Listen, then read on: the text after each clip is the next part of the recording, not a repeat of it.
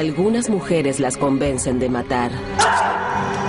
Están bajo el hechizo de un hombre malvado. Fue horroroso, absolutamente horroroso. Charles Manson convierte a chicas hippies en asesinas sedientas de sangre. Creo que disfrutaba mucho de escribir con la sangre de su propia víctima.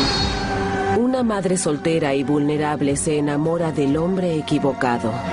¿Quién podría haberse imaginado que una mujer cometería un crimen tan brutal?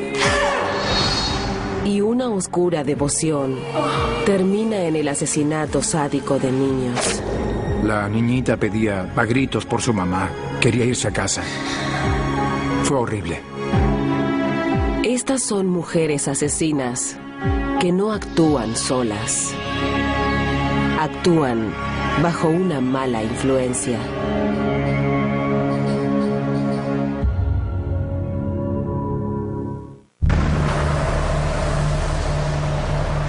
En una concurrida estación de tren de Inglaterra, una investigación policial lleva a un despacho de equipajes.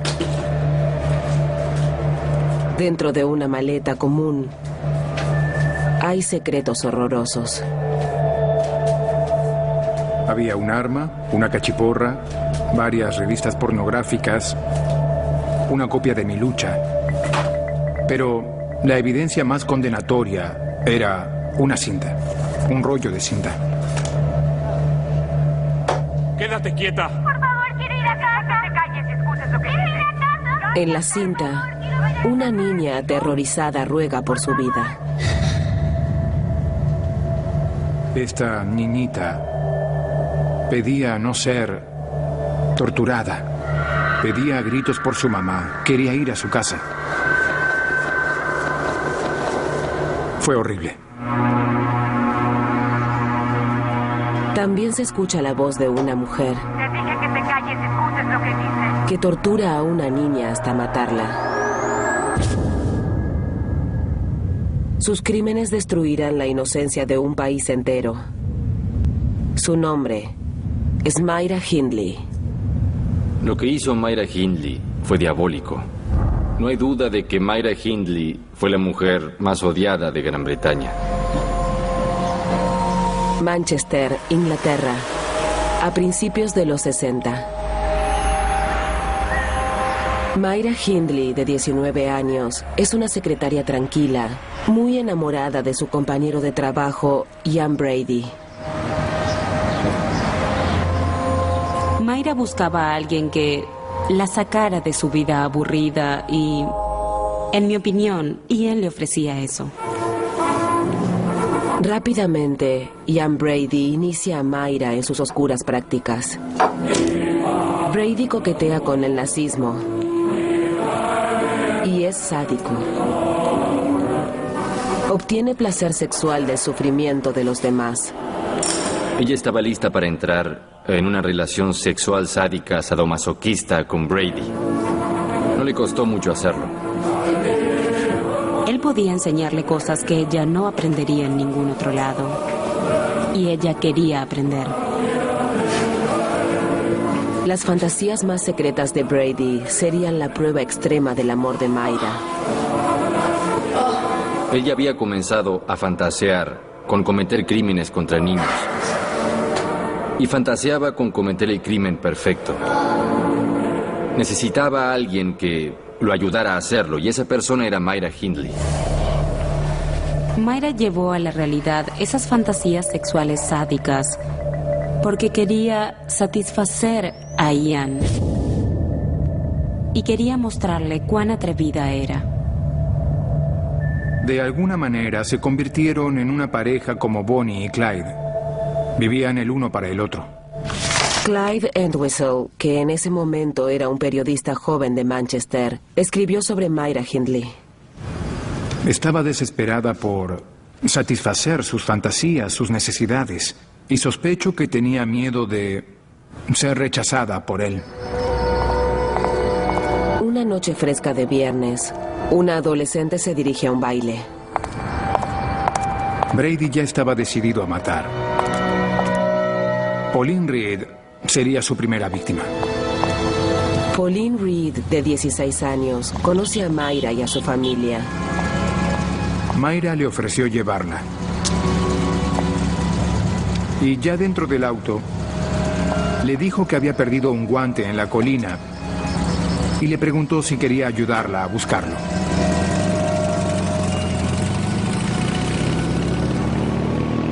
Así fue como llevaron a Pauline a la colina. Esas colinas de Manchester eran un lugar especial para Ian Brady y Myra Hindley. Hacían picnics en ese lugar, tenían sexo en ese lugar. Era un lugar muy importante para ellos. Esta noche, Pauline morirá aquí. Porque confía en Mayra. Ian Brady era extraño. No era la persona en la que una chica podría confiar. De ninguna manera podría haberse subido al auto con él. Sin Mayra, no podría haberse convertido en el asesino serial en el que se convirtió.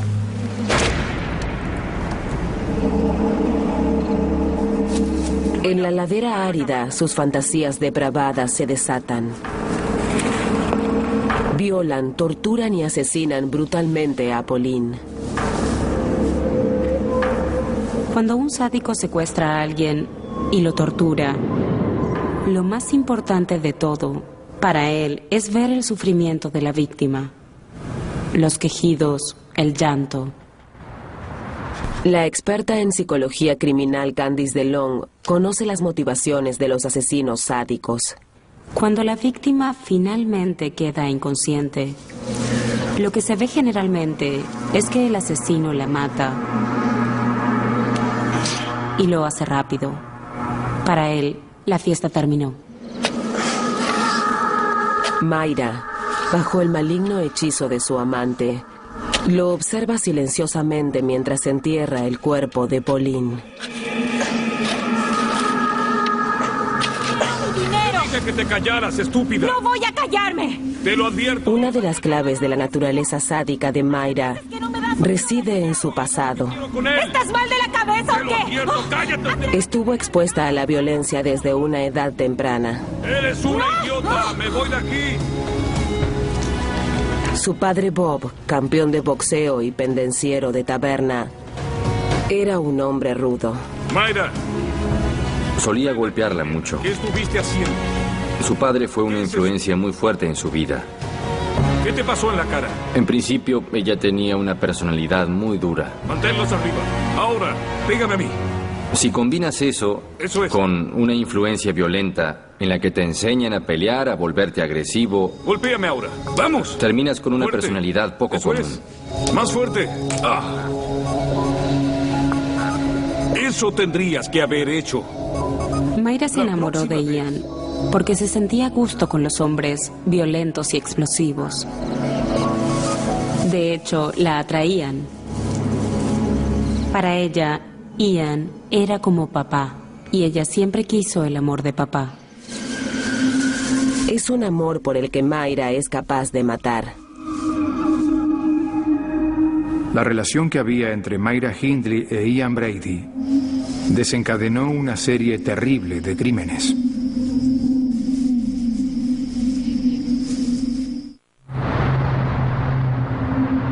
En Manchester, Inglaterra, una joven adolescente fue secuestrada, torturada sexualmente y asesinada. El hecho de que secuestraran y mataran chicos era incomprensible para el hombre común de la calle. Como si esto fuera poco, uno de los asesinos es una mujer, al servicio de un hombre peligroso. Mayra podría haber vivido toda su vida sin haber sido una persona sádica, pero una vez que se involucró con alguien, se enamoró de él y adoptó el estilo de vida de su pareja, ya no había esperanzas. La misma Myra Hindley admitió que si ella no hubiera estado ahí, Ian Brady no habría podido matar. Así que sin Mayra los crímenes no se habrían producido. Mayra llega a las solitarias colinas inglesas con otra víctima, un chico joven. para satisfacer las fantasías sexuales de su amante. Keith era un muchachito atrevido al que le gustaba salir y divertirse. Keith Bennett, de 12 años, es uno de los 4 chicos que Ian y Mayra enterrarán aquí.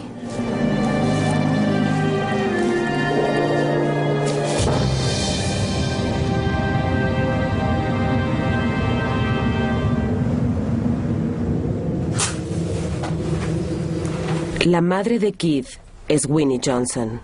Soy madre. Era mi primer hijo y tenía que encontrarlo sea como sea. Nunca se encontró el cuerpo de Keith. Tenía pesadillas, me despertaba sobresaltada y me sigue pasando porque no pude recuperarlo. Winnie nunca perdonará a Myra Hindley. Ella no debería estar en la tierra ni en el cielo. Debería estar en el infierno, muy lejos de aquí. Winnie Johnson se aferra a sus recuerdos. Pero Ian y Mayra crean los suyos. Sus fotos ocultan un secreto nefasto. Mayra, ¿lista? Debajo de los pies de Mayra yace un pequeño cuerpo. Ian y Mayra volvían a la escena de los crímenes. La pregunta es ¿por qué lo hacían? En el caso de los sádicos, lo hacen para revivir los recuerdos.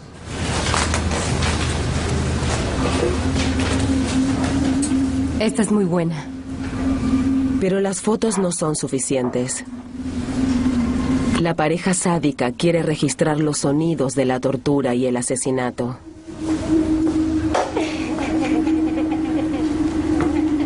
Una de las víctimas es una niña de 10 años, Leslie Ann Downey. La llevaron a la avenida Wardlebrook, donde él la fotografió. ¡Cállate! ¡No te irás de aquí! Y la grabaron mientras la mataban. Basta, vas a hacer que se enoje. ¿Quieres que se enoje? Con la cinta de audio podía revivir los gritos, los ruegos, las súplicas, y volvía a excitarse una y otra vez.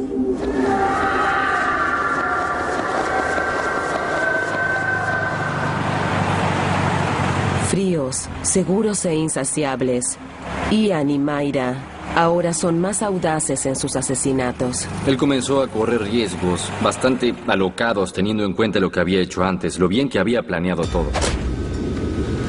Pequeño hijo de... A Edward Evans, su próxima víctima, lo invitan a su propia muerte. Este es el peor desastre, ¿eh? En su sala de estar. Evans tenía 16 o 17 y lo había recogido en un bar en Manchester. También invitan al cuñado de Mayra, David Smith, pensando que se les uniría. Smith no tenía idea. Entró sin saber absolutamente nada del asunto y se encontró involucrado en una escena espantosa, con sangre por todos lados y un tipo al que le estaban destrozando la cabeza. Los asesinos se arriesgaron demasiado. ¿Y? David Smith teme por su vida y llama a la policía. Por favor, ¿me comunica con la policía?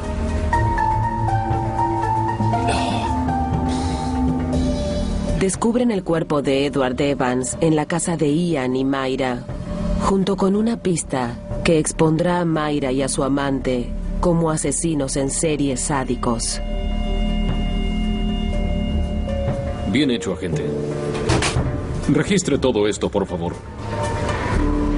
Un boleto de equipaje es la pista hacia un tesoro escondido terrorífico. Escucharemos esto más tarde. Guardaban sus trofeos en maletas que se encontraron luego de arrestarlos en la estación de Manchester. Ahí estaba la cinta con la grabación de Leslie Ann Downey. Esa era la prueba de lo que habían hecho. ¿No viste cuando te dije que te callaras y escucharas lo que dice? Por favor, quiero ver a mi mamá. Cállate, ¿no entiendes lo que digo? Cuando reprodujeron la cinta en la corte, había mucha tensión. Nadie decía nada. Nadie se movía. Luego hubo un silencio largo y sepulcral, mientras la gente tomaba conciencia de lo que había escuchado. La maleta contiene otros souvenirs horribles.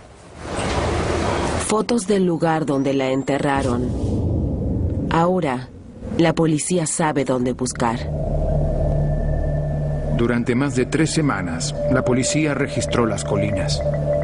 Cuando llegué, recién terminaban de desenterrar el cuerpo de Leslie Ann Downey. En esa época no existían las bolsas para restos humanos. Miré y vi...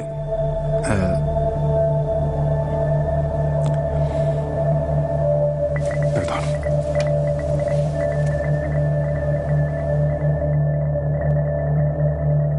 A pesar de que lo niegan, la evidencia es abrumadora.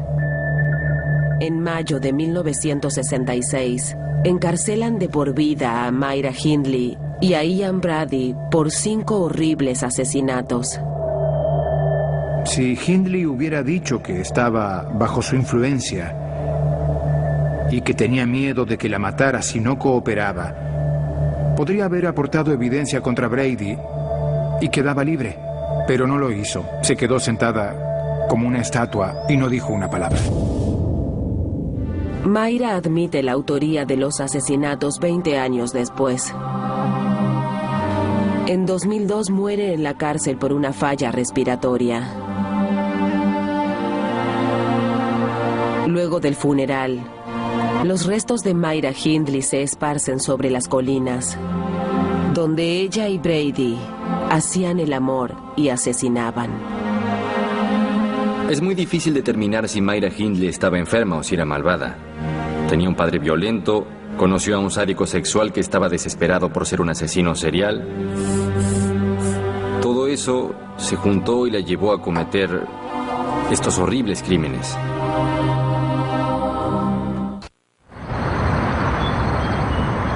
Algunas mujeres matan por un amor pervertido. Otras matan guiadas por una ilusión mortífera. Sur de California, 1967. El verano del amor está en su punto máximo.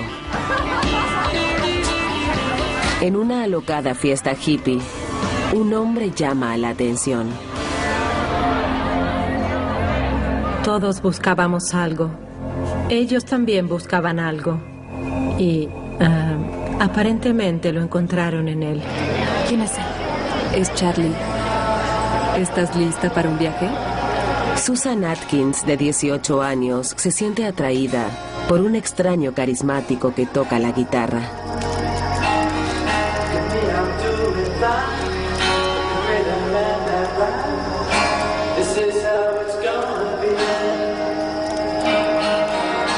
Susan creía que Charlie era el hombre que finalmente veía cuán hermosa era y que juntos harían grandes cosas.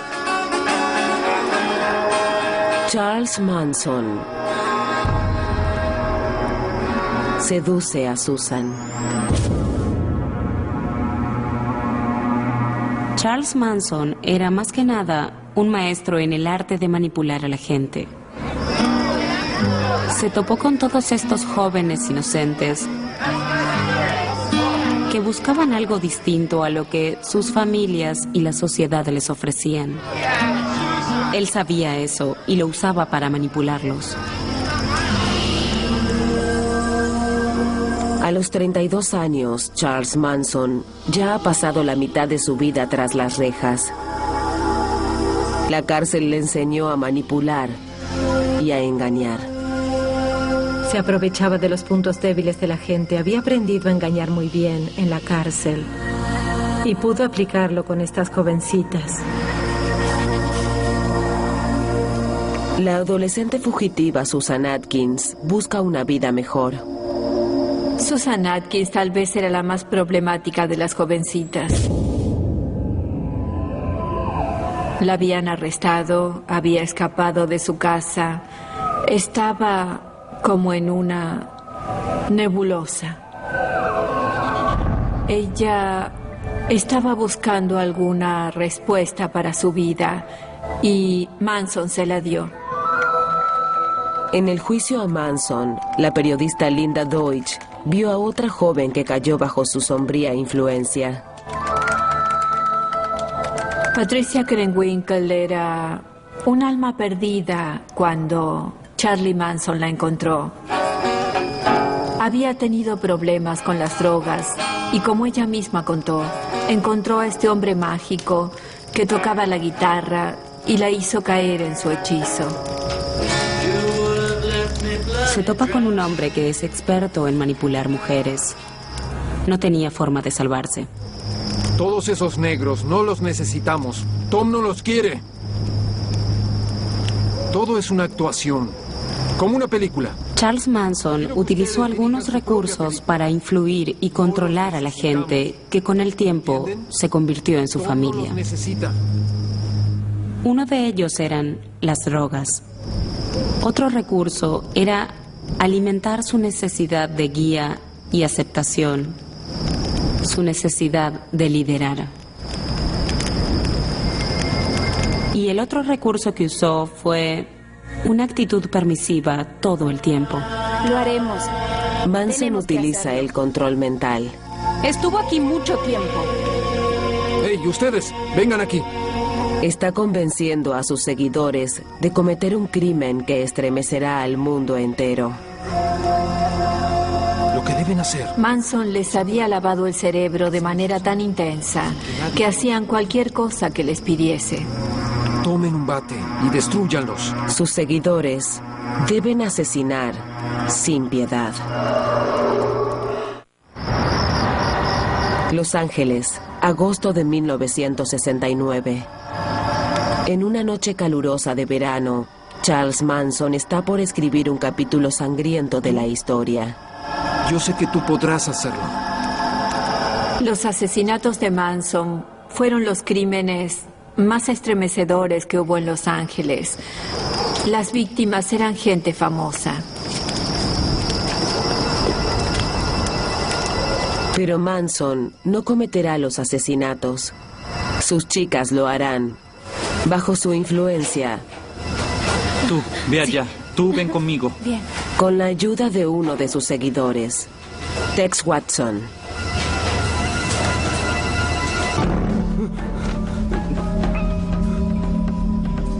Tex es una estrella del fútbol universitario. ¿Por qué estás aquí? ¿Quién eres? El diablo. Esta noche, en una mansión en lo alto de las colinas de Hollywood, él es el diablo. ¡Entra! ¡Vamos! Susan Atkins y Patricia Krenwinkel son las ayudantes del diablo, listas para matar a 5 famosos. Sharon Tate era una actriz muy bella y famosa. Era la esposa del director Roman Polanski. Estaba Jay Sebring, que era un peluquero muy conocido.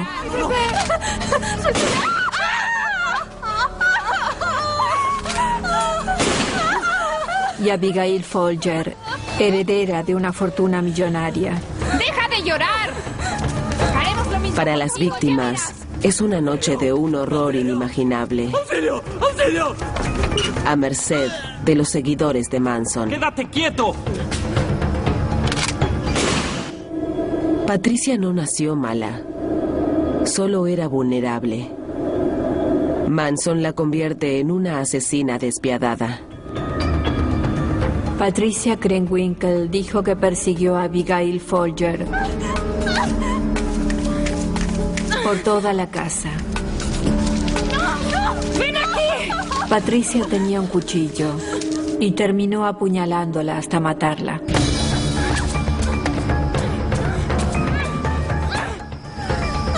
Susan deja a la actriz Sharon Tate para el final. No, no tengo. Fue aterrador, fue algo increíble. ¡No!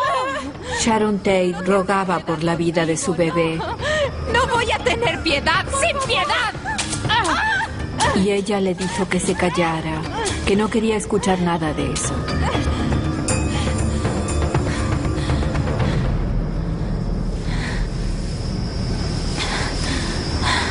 Finalmente, con la sangre de Sharon Tate, Susan escribe la palabra cerdo. Vámonos de aquí, vamos. Los asesinatos de los Tate son parte de la profecía demencial de Manson. Helter Skelter. Helter Skelter era, básicamente, una guerra racial entre blancos y negros en los Estados Unidos. Charlie creía que ganara quien ganara, él iba a ser el líder. Pero no estaba sucediendo lo suficientemente rápido para él. Por eso enviaba a sus seguidores a los vecindarios más ricos a matar gente. La noche siguiente a los asesinatos de los Tate, Manson quiere matar otra vez. Otra mujer joven lo ayudará. Leslie Van Houten, de 19 años, una jovencita perdida. Leslie Van Houten era la integrante más atípica de la familia Manson. ¿Quieres fumar? Sí, era muy hermosa. Era princesa estudiantil de su pueblo natal de Monrovia. Y habría tenido una vida maravillosa si no se hubiera metido con las drogas. Leslie tuvo un papel muy activo en el asesinato de la Casa La Bianca. Bien, ya están atados. Manson y Tex Watson ataron a sus víctimas. Leno LaBianca, dueño de una cadena de supermercados, y su esposa Rosemary.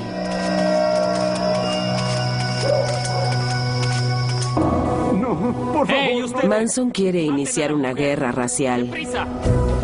Quiere hacer que parezca que los afroamericanos están asesinando a personas adineradas de raza blanca.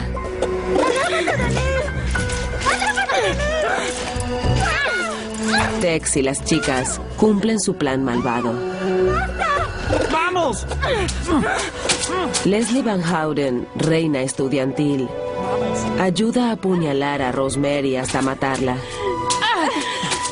Habla de apuñalar a Rosemary, pero no parece aceptar la responsabilidad de su muerte. Piensa que ya está muerta, pero la apuñala. La apuñalaron decenas de veces. ¡Vámonos! ¡Vamos! Escriben con un cuchillo la palabra guerra en el cuerpo de Leno LaBianca. ¡Vámonos! Fue horroroso, absolutamente horroroso. Una vez más, escriben palabras con sangre como muerte a los cerdos, buscando comenzar una guerra racial. Pero Helter Skelter nunca sucede.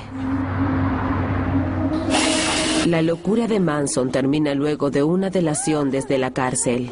En prisión por otro crimen, Susan Atkins no quiere seguir callando su participación en los asesinatos. Estaba presa por otro delito y le empezó a confesar a su compañera de celda todos los crímenes en los que había estado involucrada. ¿Escuchaste sobre los asesinatos de los Tate? Esta fanfarronería hizo que el caso se abriera por completo. Se acusa a Charles Manson y a sus seguidores de los asesinatos de Tate y LaBianca. Cuando estaba en el estrado, dijo que había aprendido algo importante en la cárcel: a decirles a las personas lo que quieren escuchar sobre sí mismos. Y esa era su magia. Si querías escuchar que eras hermosa, te decía que eras hermosa. Si querías escuchar que eras listo, te decía que eras listo. Así atrapaba a la gente en su telaraña.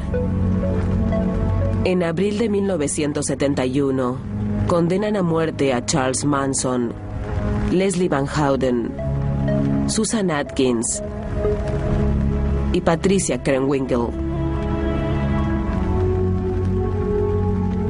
Pero luego se declaró ilegal la pena de muerte y esas condenas se pasaron a cadena perpetua. Tras las rejas, las mujeres se liberan por fin del control mental que Manson ejercía sobre ellas. Al final todas estaban arrepentidas. Creo que una vez que las separaron de Manson, En la cárcel se desintoxicaron del lavado de cerebro al que las había sometido.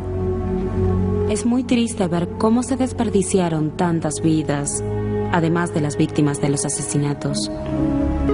Estas mujeres se están pudriendo en la cárcel porque dejaron entrar en ellas la influencia de Charles Manson.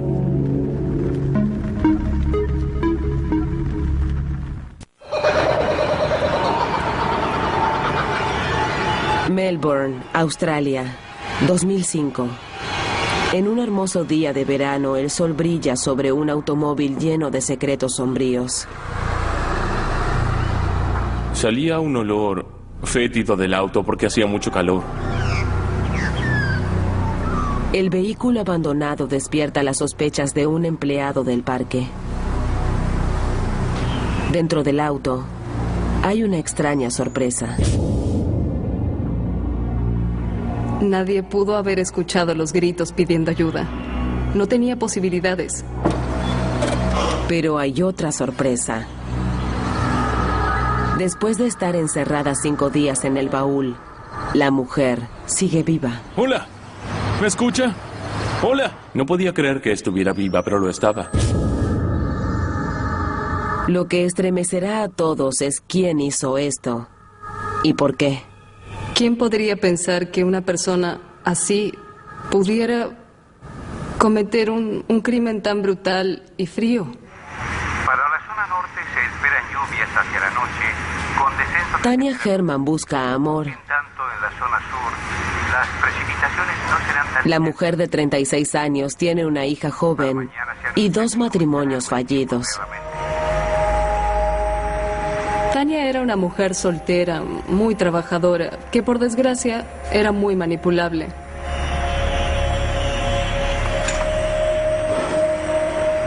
Algunas personas son muy influenciables porque les falta una base sólida de personalidad propia. Un simple clic del mouse cambia la vida de Tania de manera inimaginable. ¿Quién será Joe? Es un aviso para solos y solas de un acaudalado empresario de la construcción llamado Joe. Cada vez mejor. Pero la periodista Carly Crawford sabe que el verdadero Joe es un mujeriego empedernido. Joe Corp era una persona muy falsa. Su vida era una mentira tras otra. Joe. Hola, hermosa. ¿Cómo estás? Bien, ¿y tú? Joe Corp está casado. Tiene 2 hijos y muchas deudas. En la primera cita, seduce a Tania. Él es Joe. Con promesas de amor y de vivir juntos. Igual a ti. ¿Cómo estás, pequeña?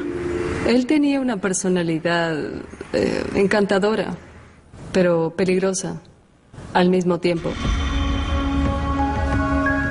Parecía no importar cuán ridículas fueran sus propuestas. ¿Qué es esto? Póntela para mí. Ella estaba dispuesta a hacer cualquier cosa para satisfacerlo. Te tomaré una foto. Póntela. El detective Jamie Cookson fue testigo de la profunda influencia que Joe ejercía en Tania.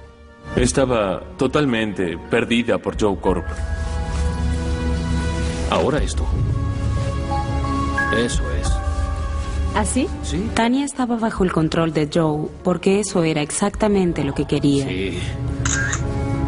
Hermosa.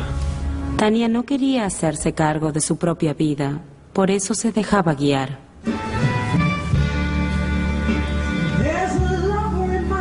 Joe le confiesa a Tania uno de sus secretos. Dale un beso. El deseo de tener sexo grupal. Vamos, acaríciala. Vamos, vamos, hazlo. Algo que María, su mujer, no aceptaría nunca. Eso es. Con Tania, Joe dejaba salir todas sus fantasías sexuales. María Corp era una persona muy religiosa. Nunca se metería en algo así. Cuando María, la esposa de Joe, descubre una foto de Tania... ¿Qué es esto? Amenaza con poner fin al matrimonio. No es la nueva novia de Dayson. Oh, ¿por qué me mientes? No te miento, no la conozco. Joe trata de terminar la relación con una serie de emails.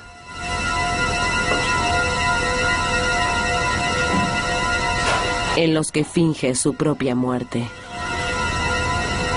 Esos correos decían que había muerto en un accidente en Barcelona. Pero Joe cambia de opinión. La quiere de vuelta consigo. Y a pesar de las mentiras desgarradoras, Tanya vuelve con él. ¿Cómo no puede ser? No importaba cuándo le mintiera a Joe. Ella siempre lo perdonaba. El hecho de que Joe fingiera su propia muerte a una mujer que estaba profundamente enamorada de él y que luego reapareciera y dijera que solo habían sido heridas fue una obra maestra de la manipulación. Con Tanya completamente bajo su control, Joe le propone un plan aún más siniestro.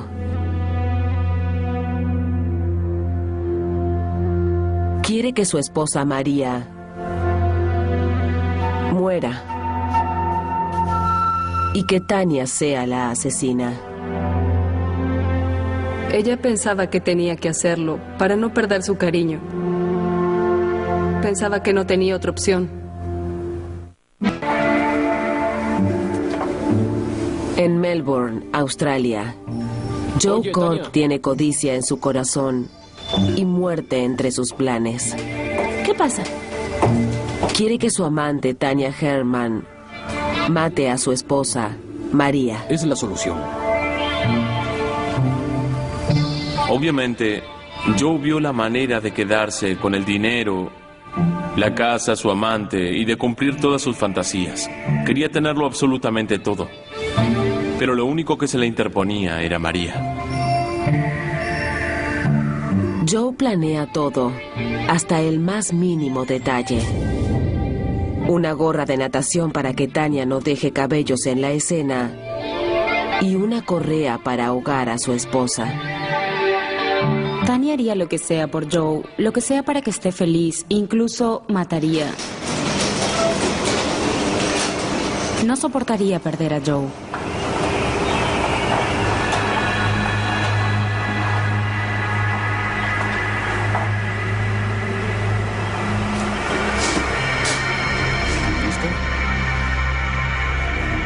Joe Corp deja a Tanya en su garage, esperando a María. Sus palabras de despedida son escalofriantes. Y no dejes que esa perra salga viva.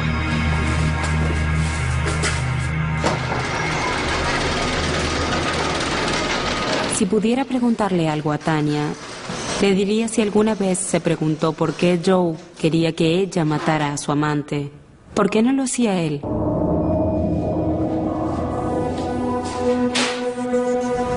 María entró al garage con la intención de subir a su auto para ir a trabajar como lo hacía todos los días. Tanya se escabulló detrás de ella. Le puso la correa en el cuello y comenzó a estrangularla.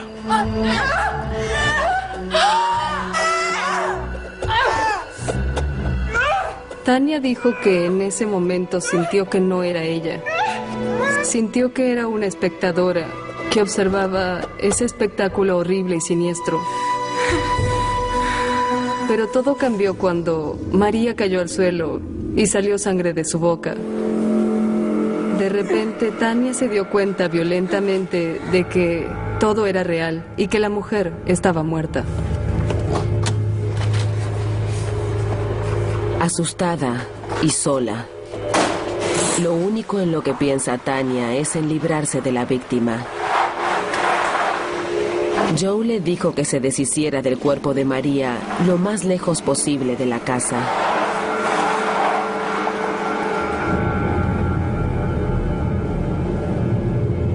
En un momento, Tanya escucha sonidos que vienen de la cajuela. Tanya Herman cree haber escuchado quejidos mientras iba por la carretera manejando. La pérdida del conocimiento puede producirse muy rápidamente, siempre que haya compresión de los vasos sanguíneos del cuello.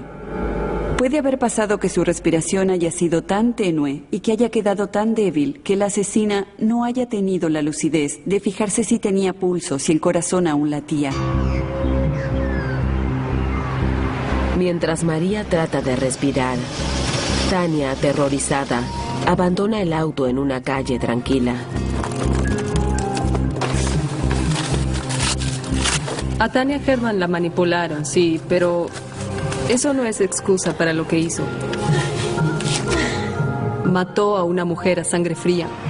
Sabía lo que estaba haciendo y tomó medidas para ocultar el crimen. Pero el amor obsesivo de Tania le impidió ver otros riesgos. Joe tenía una coartada. Estaba en el trabajo cuando ocurrió el crimen. Tania no tenía esa coartada. Y Joe no le ofreció ninguna. Cuando la policía investiga, Joe se convierte en el principal sospechoso y culpa a Tania del asesinato. Ella estaba en shock. Joe nunca diría eso.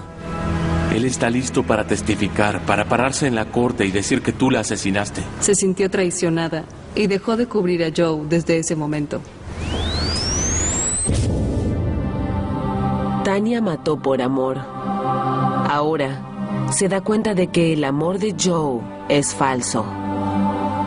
La interrogué y ella confesó todo lo que hizo. Lo siento mucho, lo siento mucho. Se dio cuenta de que había sido la marioneta de Joe Corp y de que él la culparía de todo y saldría libre. A esa altura el amor que había sentido por él ya se había extinguido. Tania Herman y Joe Corp son acusados de tentativa de homicidio. María Corp nunca despierta del coma y muere 5 meses después. El día del funeral de María Corp, Joe asistió. Esa misma noche se llevó una bolsa con cuerdas y diarios personales a su cobertizo. Y se ahorcó. Cuando María murió, íbamos a cambiar la acusación contra Joe Corp de tentativa de homicidio a homicidio. Por eso tomó la salida más cobarde y se suicidó. Tania Herman sufre las consecuencias de sus actos. En julio de 2006, la condenan a 12 años de cárcel. Esta historia tuvo 2 víctimas. Una fue María Corp, la otra fue Tania Herman. Estoy segura de que si no hubiera conocido a Joe Corp, ahora no estaría en la cárcel. Cuando a estas mujeres les pidieron que maten, dijeron que sí. Myra Hindley asesinó a niños inocentes para satisfacer la sed de sangre enfermiza de su amante. Las mujeres de Charles Manson derramaron ríos de sangre, dominadas por un predicador diabólico.